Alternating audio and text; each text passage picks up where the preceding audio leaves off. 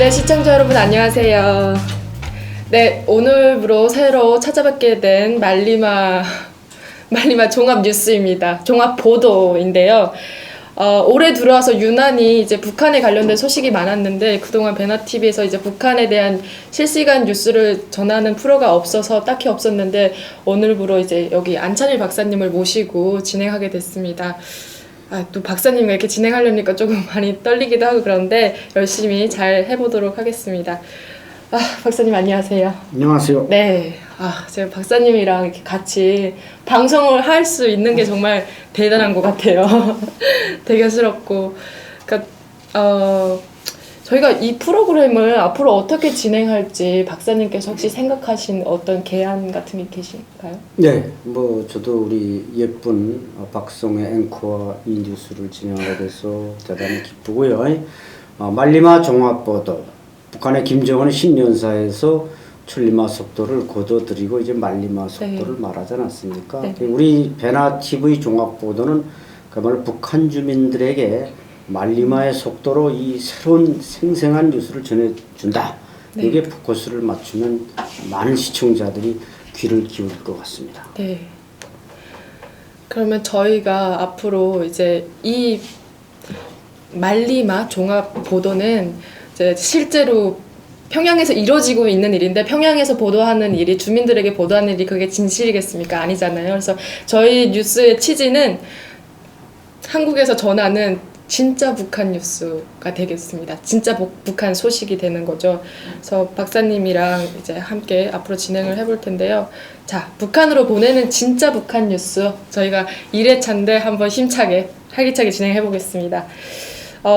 박사님 얼마 전에 김정은 생일이었잖아요. 지난 그렇죠. 8일이 김정은 생일이었는데 기사를 접한 바에 따르면은 아무런 기념 같은 것이 없었다고 합니다. 네. 근데 이제 역대적으로 볼 때 할아버지 때도 그랬었고 아버지 때도 그랬고 집권을 하고 나면은 일단 자기 신격화나 이런 거를 하게 되잖아요. 네. 가장 대표적인 예가 뭐 생일을 기념한다던가 아니면은 배지를 만든다던가 이런 건데 김정은은 아직 생일도 기념하지 않는다고 하고 또 배지도 나온 게 없다고 해요. 근데 김정은이 도대체 이런 행보는 왜 보이고 있을까요? 그것은 한마디로 말씀드리면 우선 겸양의 미덕을 내세워야지. 이게 30대 초반인 김정은이가 벌써 생일을 빨간 날짜로 쓰고 생일을 기념하고 축제처럼 벌인다. 그러면 이제 북한에 아직 그 가부장적 정치 문화가 존재하기 때문에 이게 배은망덕하다 이런 소리를 들을까봐 그것을 교묘하게 피하기 위해서 생일을 기념하지 않는다 이렇게 말할 수가 있고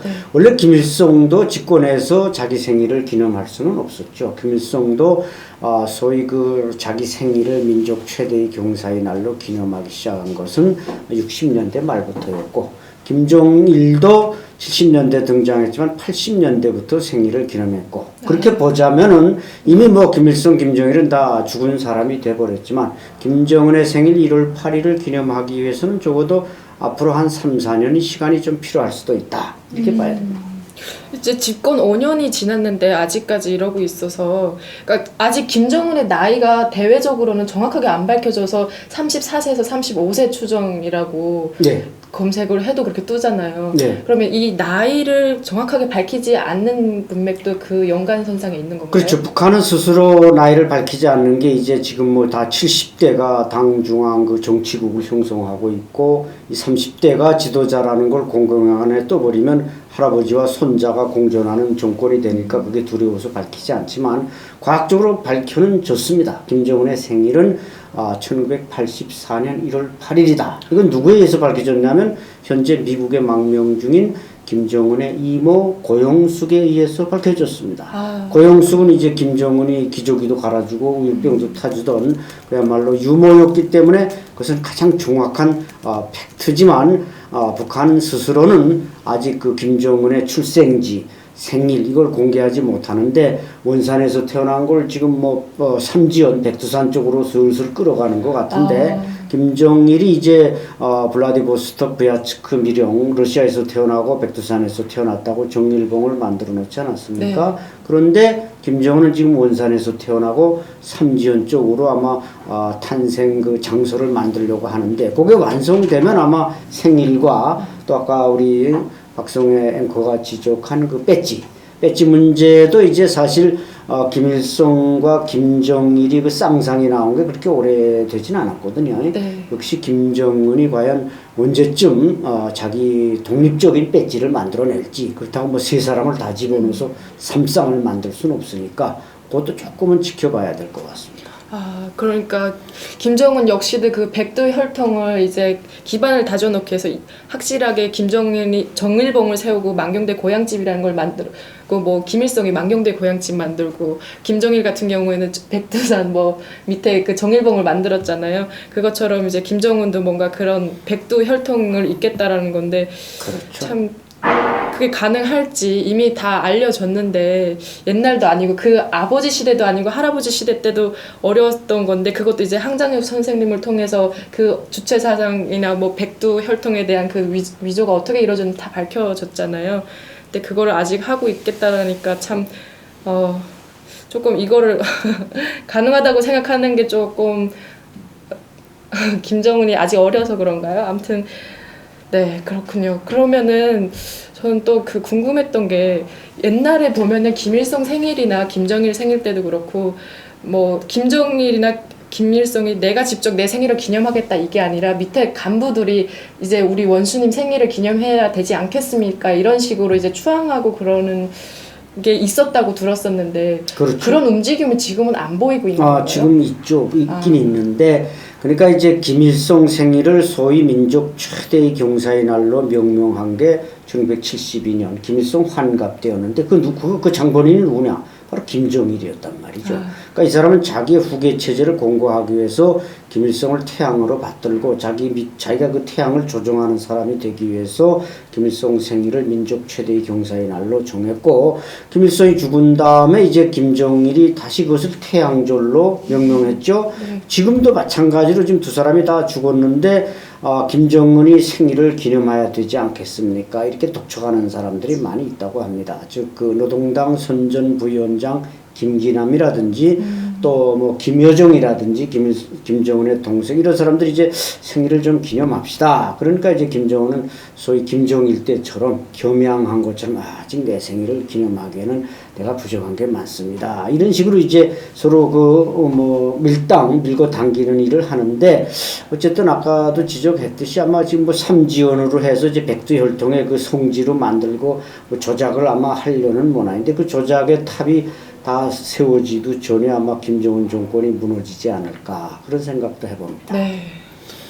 하루빨리 무너지는 게 좋죠. 네.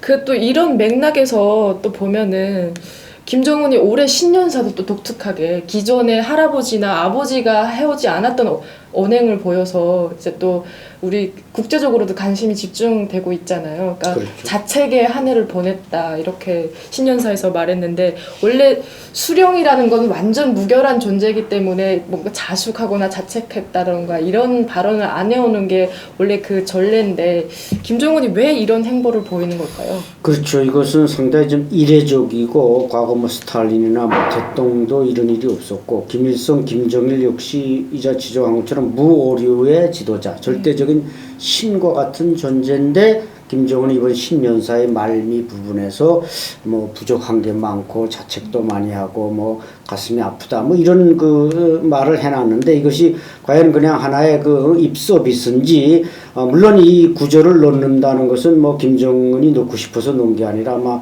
그 연설 신년사를 작성한 최종 비준한 김여정에 의해서 그것이 삽입됐다고 볼 때, 어쨌든 좀 색다른 리더십을 만들어 보자. 뭐 이제 인민들이 기대감도 무너지고 모든 신념이 붕괴된 상태에서 자기가 좀 낮춰서 들어가는 게 오히려 인민을 이끌고 가는데 겸손하고 이렇게 해도 또 새로운 리더십이 생기지 않겠는가, 이런 발상에서부터 나왔다고 보지만, 이것은 상당히 이때까지 있어 보지 않은 데로부터 좀 주목해 봐야 할 이례적인 것은 분명합니다.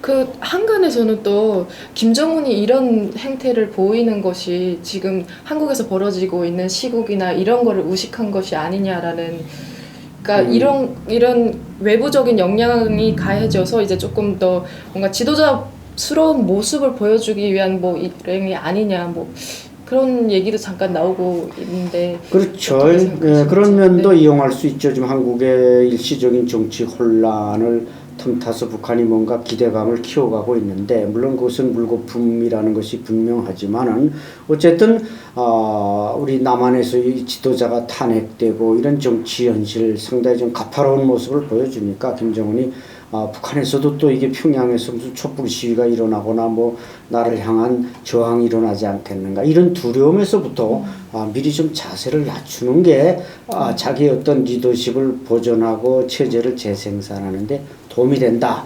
이런 측면에서 그런 말을 했을 가능성도 우리는 분석할 수 있습니다. 네.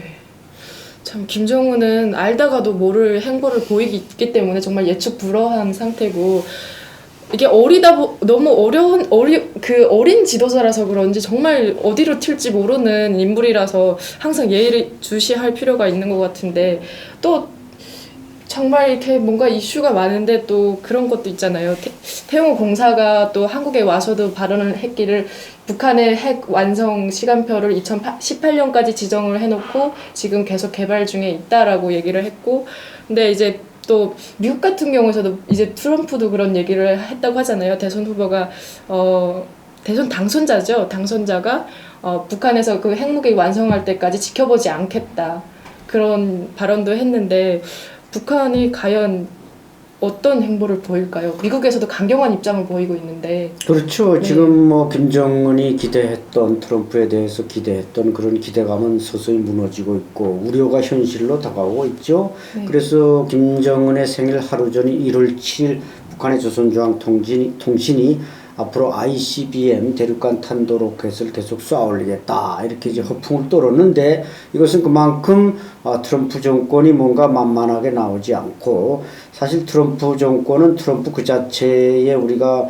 초점을 맞추기보다도 트럼프가 속한 정당이 어디냐? 공화당입니다. 바로 강경 노선을 걷고 있는 공화당이기 때문에 트럼프가 그렇게 만만하게 김정은을 다루지는 않을 것이다. 즉 몇 마디의 경고에 김정은이 응하지 않을 경우 정밀 타격이나 참수작전에 돌입할 수 있다. 이런 이제 메시지가 지금 미국의 그 정가에서, 특히 이제 트럼프의 그 안보 보좌진들은 전부 이제 존 볼트를 비롯한 그 네오콘의 강경파들이기 때문에 김정은이 거기에 대해서 이거 기대해서는 안 되겠다, 아마 이런 두려움에서 지금 자꾸 그 ICBM 대륙간 탄도 로켓 여기에 대해서 재강조하고 있다고 봐야 할 것입니다. 같은 맥락에서 김정은이 원하는 거는 미국과의 일대일 협상을 통한 핵 동결이다라는 소문이 돌고 있는데, 그 핵 동결이라는 거는 동결 자체가 북한이 핵을 소유했다는 걸 국제사회에서 인정을 해줘야 가능한 거잖아요. 근데 그렇죠. 김정은이 원하는 게 그것이어서 지금 트럼프 같은 경우에도 이 대선 당선자도 지금 어떠한 행보를 보일지 이분도 이제 예측 불허 상황이기 때문에, 뭐 얼마 전에 기사가 났습니다만 그 왜 햄버거 먹으면서 협상을 해보고 싶다 이런 발언도 해서 조금 화제가 되긴 했는데, 과연 이 예측 불허한 두 지도자가 만나서 핵 동결이라는 결과를 끌어낼 수 있을까요? 과연? 제가 볼 때는 아마 거의 불가능하지 않을까. 왜냐하면은 아니게나 뭐 그 대선 그 준비 기간에, 운동 기간에 이제 하나의 그 립 서비스로서 햄버거를 먹으면서 대화할 수 있다, 이런 아주 나이브한 그 좀 순진한 말을 던졌지만, 이것은 트럼프다운 그냥 아주 돌발적인 발언을 서슴지 않는 트럼프다운 발언이고, 실제로 이제 미 합중국의 대통령이 된 트럼프가 과연 그 동방의 독재자, 작은 독재자, 제2, 제3의 후세인이며 가다피며 이런 사람을 워싱턴에 불러서 햄버거나 쪼개 먹으면서 대화할 수 있겠는가? 그것은 사실상 어려운 일이고, 이제 지적한 그 핵동결이라는 말하자면 그 답안을 얻어낼 수 있는가? 뭐 평양이 원하는 것은 명약관화하죠.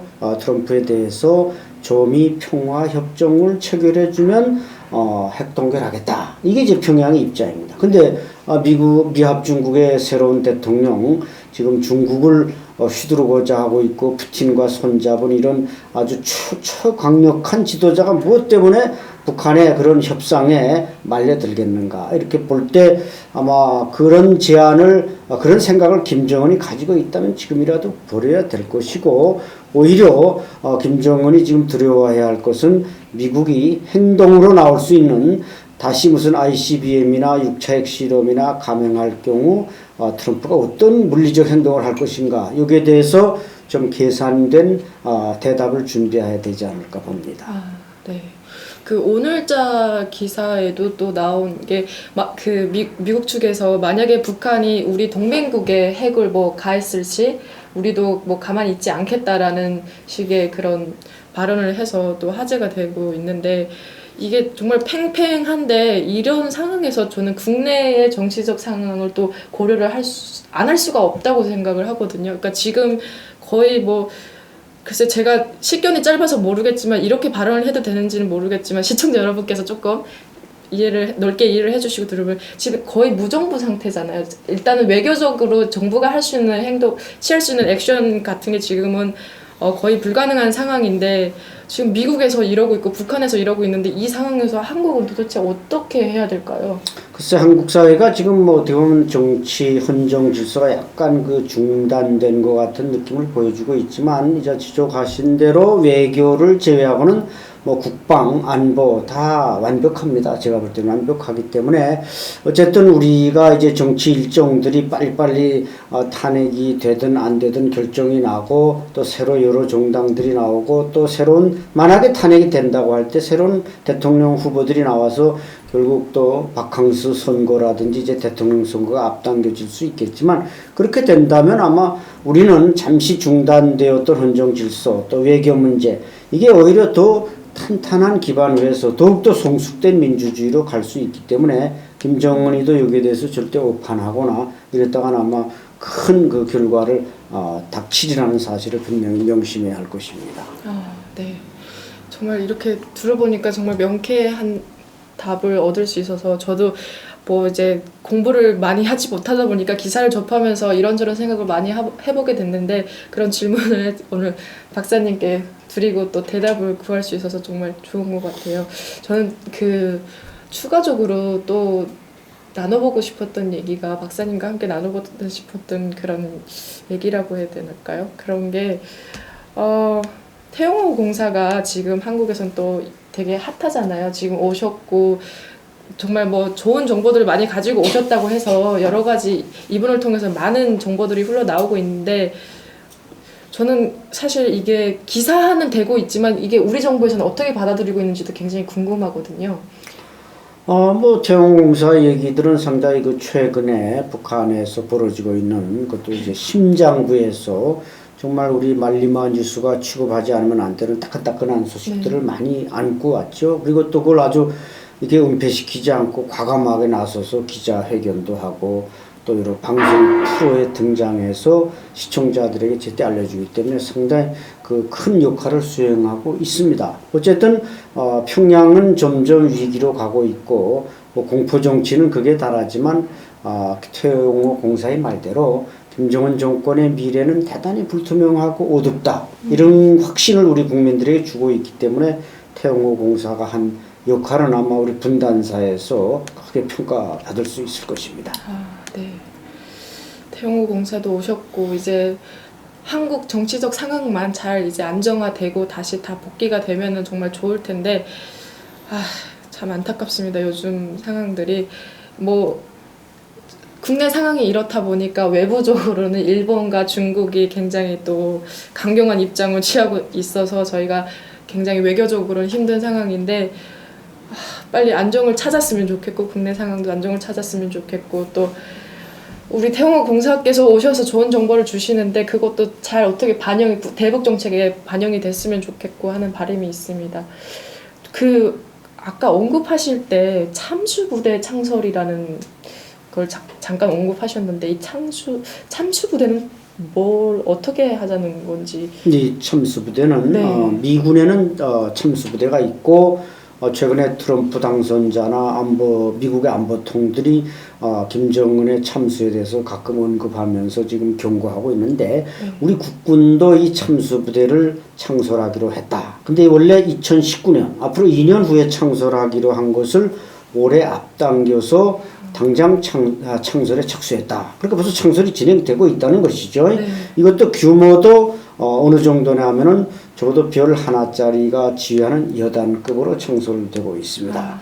북한은 뭐 지난 연말에도 이제 우리 청와대 습격에 대한 걸 특수부대를 동원해서 보여줬듯이 북한 내에는 이미 참수부대가 우리보다 먼저 존재를 하죠. 뭐 역사적으로야 뭐 124 군부대, 청와대를 습격한 이 124 군부대가 다 참수부대라고 볼 수 있는데 우리는 그게 없었지만 이번에 참수부대를 새로 창설하기로 했다. 그래서 이 참수부대는 결국 김정은을 아까 북한에 뭐 가만히 있는 김정은을 터치하겠다는 게 아니라 김정은이 뭐 미사일 발사를 명령하거나 ICBM 발사를 명령하거나 이런 무력적인 도발을 가해올 때 이 참수부대가 헬기나 기타 수단으로 북한에 투하해 돼 가지고 김정은을 참수하겠다 이런 일종의 경고 부대이면서 행동되기 때문에 북한이 우리를 그렇게 얕잡아 보거나 만만하게 행동하다가는 독재자 김정은이 참수를 당하게 될 것이라는 걸 알아야 됩니다.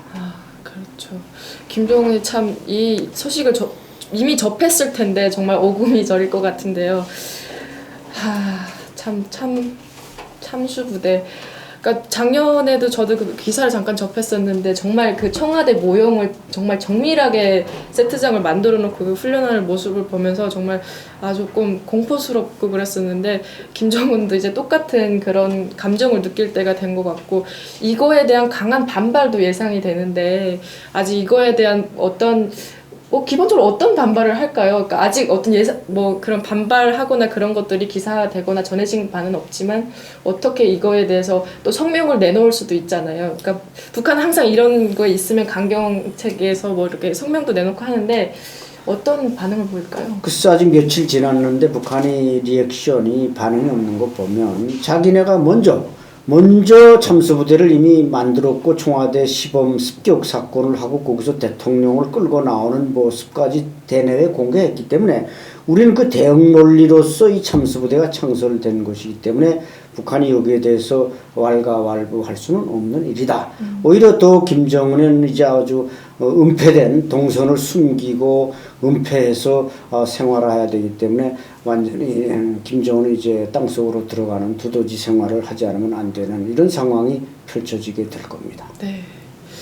자, 그 태영호 검사께서 김정은은 해외에서 유학도 하고 해서 뭐 북한의 변화를 좀 기대를 했었다. 근데 그 변화가 없었다라고 말씀을 하셨는데 김정은 집권 5년이 됐는데도 여전히 유학파 정젊은 리더가 됐다고 해도 뭐 변화도 없었고 오히려 더 상황이 악화만 되고 있는 상황인 것 같아요. 지금 북한 현실이 참 저는 이제 2008년에 여기 왔으니까 김정은 시대를 경험하지 못했는데 지금 그 김정은 밑에서 살고 있는 주민들이 얼마나 힘들지 어떤 핵을 개발하든 어떠한 것들을 하든 다 주민들이 동원되는 거기 때문에 주민들이 나날이 힘들어질 것 같아요. 근데 이렇게 지내고 있을 북한 주민들에게 박사님께서 또 한마디 이렇게 좀 격려에 응원하는 메시지 좀 보내주신다면 주민들에게. 네, 새해부터 이제 우리 베나TV가 아주 재미있는 그 말리마 뉴스를 여러분들에게 보내드릴 겁니다. 여러분은 북한에서 살지만 북한에서 정권이 어떻게 움직이는지 그야말로 눈과 귀가 가려진 상태로 살고 있습니다. 그러나 이제 우리 베나TV 말리마 종합뉴스에 귀를 기울이면 평양 한복판에서 벌어지고 있는 여러 따끈따끈한 뉴스들을 직접 들으실 수 있을 것입니다. 우리의 목소리를 들으시고 여러분이 어떤 행동을 하고 어떻게 살아가야 하는지 거기서 답을 얻기 바랍니다. 네, 감사합니다. 좋은 말씀. 네, 저희가 이제 또 북한 소식을 이렇게 전해봤는데요. 국내에서 보시는 시청자 여러분들도 중요한데 시청자분께서 제가 박사님과 이렇게 진행하는 게 정말 맞는지는 잘 모르겠지만 배워가면서 더 열심히 하도록 하고 또 오늘 이 나간 방송을 모니터링하고 제가 부족한 점이 뭔지 체크를 하고 이제 또 거듭 발전하는 모습 보여드리겠습니다. 오늘 첫 방송 어떻게 보셨는지요? 댓글로 많이 이런 소감도 남겨주시고요. 네, 다음 시간에 또 찾아뵙겠습니다. 박사님 오늘 감사합니다. 감사합니다. 베나TV 시청자 여러분 안녕하십니까? 베나TV는 정부기관 및 관련 단체의 후원을 받지 않습니다. 이유는 후원금을 받으면 후원기관이 출연 요청, 주제 선정 등 여러 종류의 청탁을 하기 때문입니다. 누군가가 베나TV의 제작에 관여한다면 이는 배우고 나누자는 저희의 취지를 침해하는 것이라 생각합니다. 그래서 베나TV는 정부기관 및 관련 단체의 후원을 받지 않습니다. 몇몇 시청자분들이 가끔 후원을 해주십니다만 그때마다 감사하면서도 죄송스럽습니다. 베나TV의 재정 상태를 개선하기 위해 시청자 여러분께 부탁 말씀 올립니다. 시청자 한 분이 한 달에 1,000원씩 후원해 주시는 111 캠페인을 시작하려고 합니다. 베나TV가 앞으로도 꾸준히 알찬 프로그램 만들 수 있도록 111 캠페인 많이 도와주세요. 감사합니다.